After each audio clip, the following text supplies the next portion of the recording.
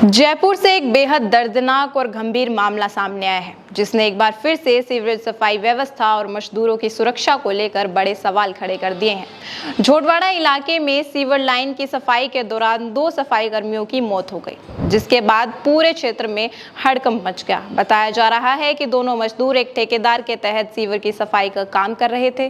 तभी अचानक sewer tank के अंदर जहरीली गैस भर गई और दोनों उसकी चपेट में आ गए। कुछ ही मिनटों में दोनों बेहोश हो गए और दम घुटने से उनकी मौत हो गई।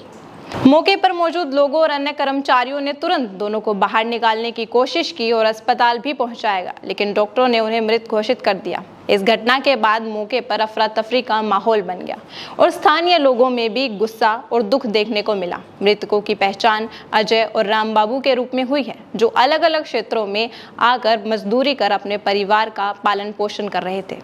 इस घटना ने एक बार फिर यह सोचने पर मजबूर कर दिया है कि आखिर आज भी सफाई कर्मी अपनी जान जोखिम में डालकर काम क्यों कर रहे हैं। इस दर्दनाक हादसे के बाद राजनीतिक बयानबाजी भी तेज हो गई है। कांग्रेस नेता और पूर्व मंत्री प्रताप सिंह खाचरियावास ने इस मामले पर कड़ी प्रतिक्रिया देते हुए सरकार और प्रशासन पर गंभीर सवाल उठाए हैं। उन्होंने कहा है कि इस तरह की घटनाएं लगातार हो रही हैं, लेकिन इसके बावजूद जमीनी स्तर पर कोई ठोस सुधार नहीं दिख रहा।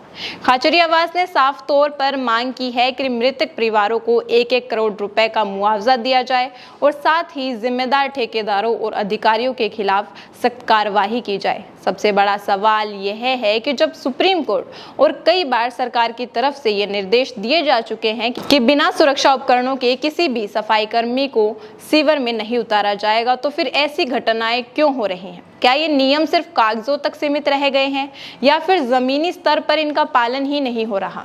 नगर निगम प्रशासन की ओर से इस मामले की जांच के आदेश दिए गए हैं और कहा गया है कि अगर किसी भी स्तर पर लापरवाही पाई जाती है तो सख्त कार्यवाही की जाएगी। लेकिन सवाल यही है कि क्या हर बार जांच और कार्यवाही के बाद ऐसे हादसे रुक पाएंगे या फिर एक बार फिर से नए हादसे का इंतजार करना पड़ेगा? यह घटना सिर्फ हादसा नहीं है, बल्कि एक बड़ी व्यवस्था पर सवाल है, जहां आज भी कई लोग अपनी जान जोखिम में डालकर काम करने को मजबूर हैं।